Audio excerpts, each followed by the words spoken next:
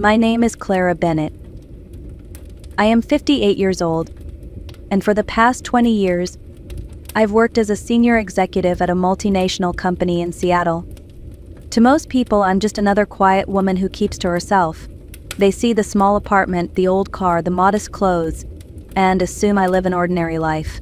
What they don't see are the contracts I sign, the departments I run, or the lives I've built through sheer determination. I've never needed to show what I have. I just needed to live peacefully. My son Lucas doesn't know everything about me.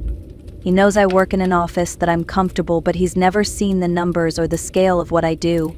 I wanted him to grow up without depending on money, to understand that success means nothing if it costs your character.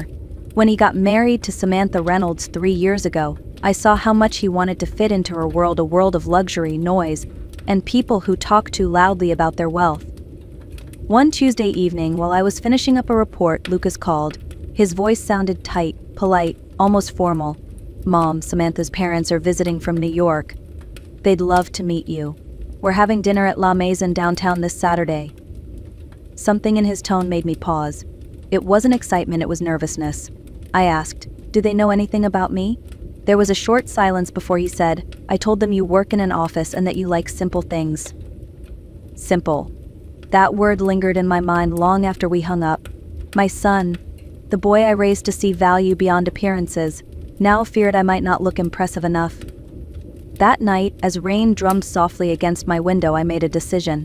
I would meet them exactly as they expected me, to be plain, unremarkable, and visible. I didn't want revenge. I wanted truth. I wanted to see how they treated someone they believed had nothing to offer. And maybe, just maybe, I wanted my son to remember who taught him what real worth means.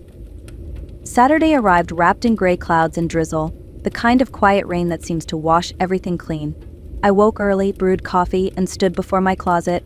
Rows of tailored suits hung beside plain sweaters and faded dresses. My hand reached for a simple navy one, soft from years of wear. It wasn't elegant, but it was honest. I tied my hair back, slipped on old flats, and looked in the mirror. The reflection staring back wasn't the executive who managed millions. She was just a woman, ordinary, unnoticed, and perfect for tonight. The taxi ride downtown was slow, the city shimmering through the rain. I watched as couples hurried under umbrellas, people ducked into warm cafes, and the lights of Seattle began to glow against the wet streets. When the driver asked if I was meeting someone special, I smiled faintly, something like that. La Maison was already buzzing when I arrived.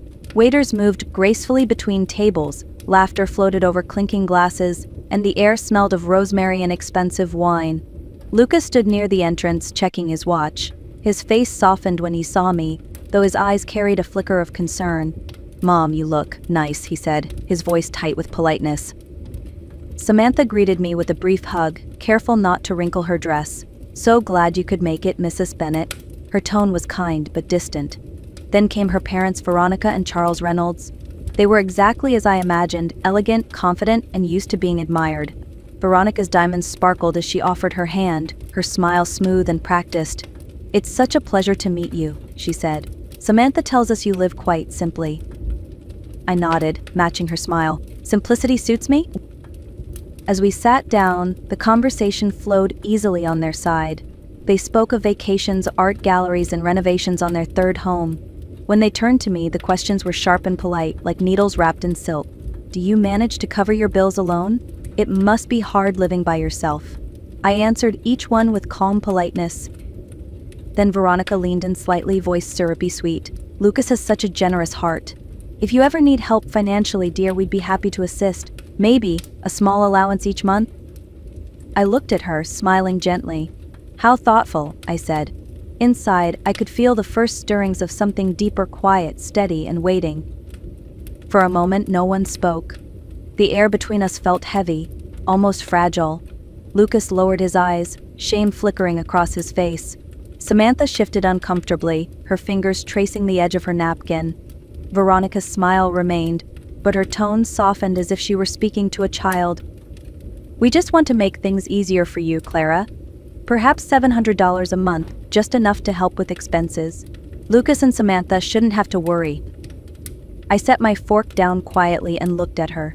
$700, I repeated, as if tasting the number. "To make things easier?"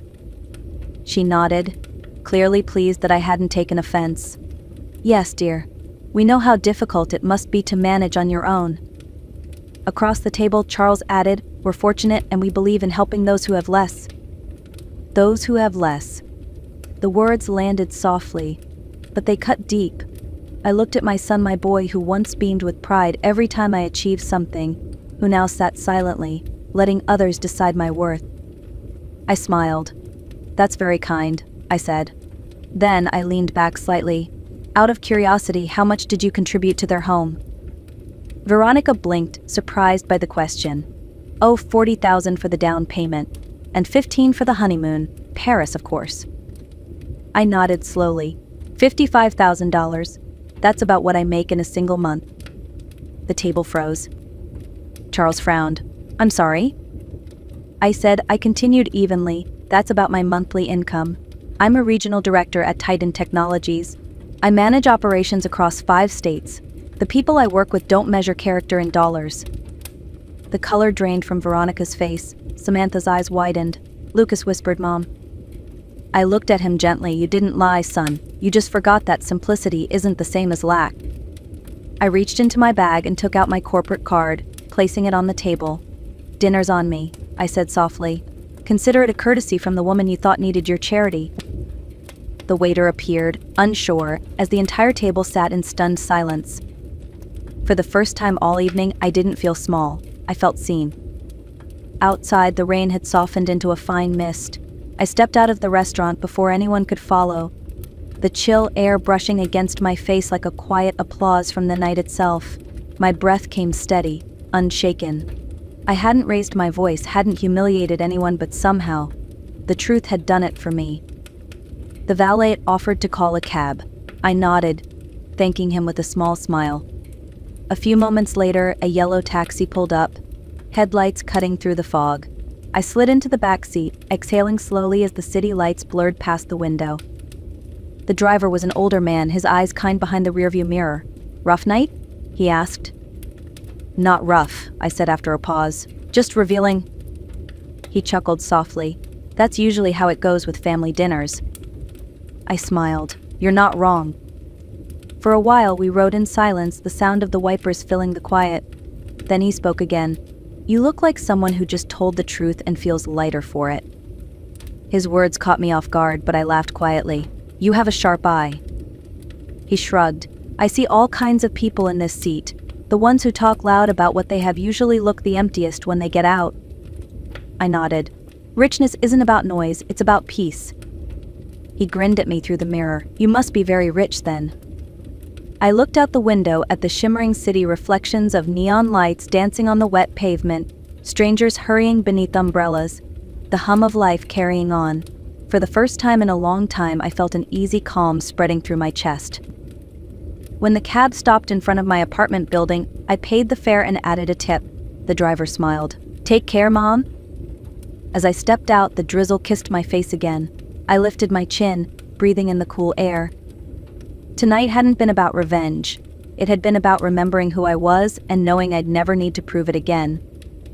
The next morning, the city was quiet, washed clean by rain. Sunlight filtered through the blinds, falling across my small kitchen table.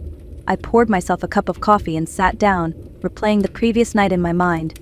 There was no anger, no satisfaction, just peace, the kind that comes when truth has finally spoken for itself. My phone buzzed. It was Lucas. For a moment, I considered letting it ring, but something in me wanted to hear his voice. I answered. Mom, he began, his tone unsteady. I'm so sorry for what happened last night. I didn't interrupt. He continued. After you left, they tried to justify themselves, saying they were just being kind. But I couldn't listen. I told them everything, what you've done, what you've achieved. They were shocked, and I told them they owed you respect, not pity. I stayed silent, letting him speak. Then his voice broke a little. Samantha cried.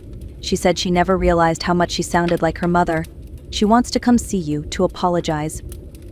I took a slow breath. Apologies are easy, Lucas. Change takes courage.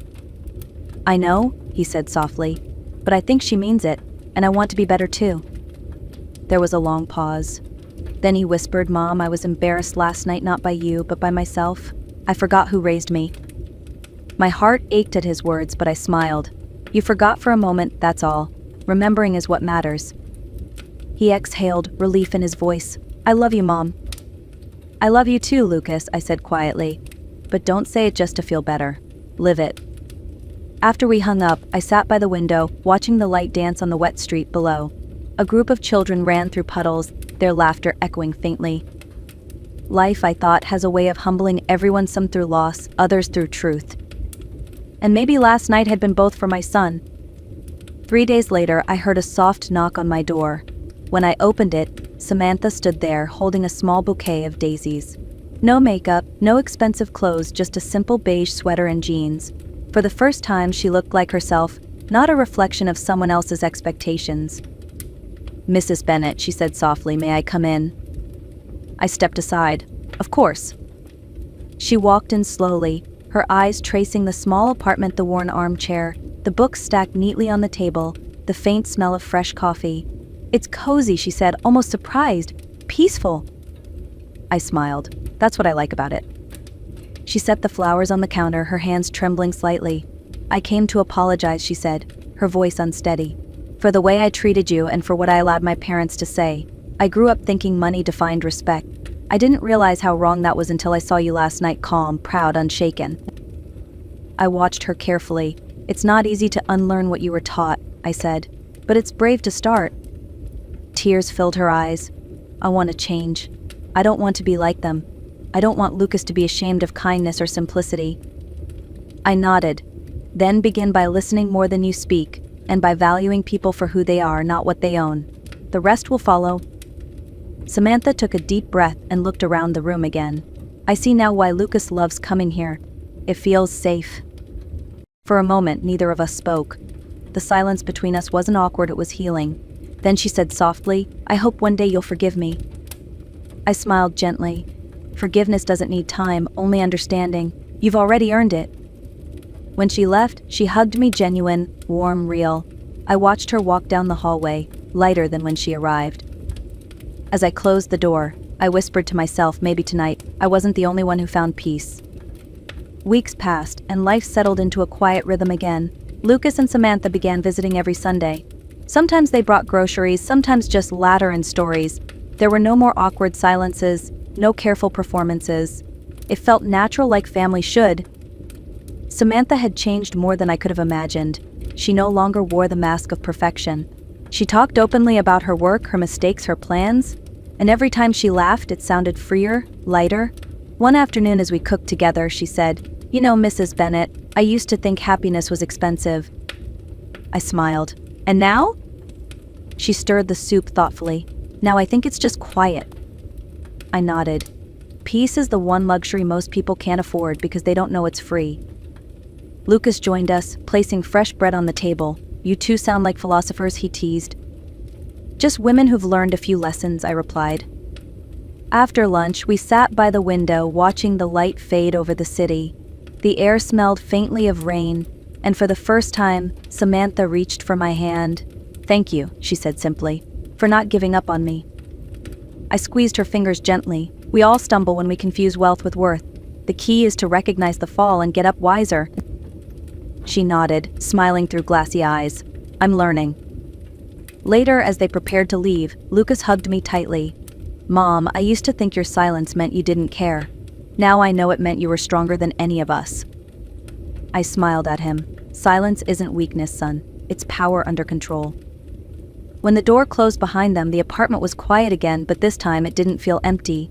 I looked around at the little space I'd built, filled not with things, but with calm. I realized that life doesn't reward the loudest voices. It rewards the ones that stay true when no one's watching. And that truth, I thought, was worth more than all the riches in the world. Months later, the rhythm of my days changed again. I began mentoring younger women at work, single mothers, fresh graduates, women who doubted their own strength. Every week, they'd gather in the small conference room I'd reserved after hours. We'd talk about leadership, balance, and the quiet power of integrity. One evening, a young woman named Grace asked me, Mrs. Bennet, how did you stay strong when people underestimated you? I smiled. By remembering that what others think of you says more about them than about you, and by never confusing wealth with worth. She nodded slowly, her eyes bright. I could see a reflection of my younger self in her, hopeful, uncertain, determined to rise. That night, after everyone left, I stayed in the office for a while. The city glowed outside my window, soft, silver light over the water, 1,000 stories unfolding in every direction. I thought about the night at La Mason, about Veronica's envelope, Lucas's apology, Samantha's tears. None of it hurt anymore. It had all become something else, a lesson, a turning point, a quiet beginning. When I finally went home, I brewed tea and opened my journal. The same one I'd written in the night after that dinner. I flipped to a new page and wrote, "Real power isn't loud. It doesn't need to announce itself. It stands still when others perform. It listens when others brag.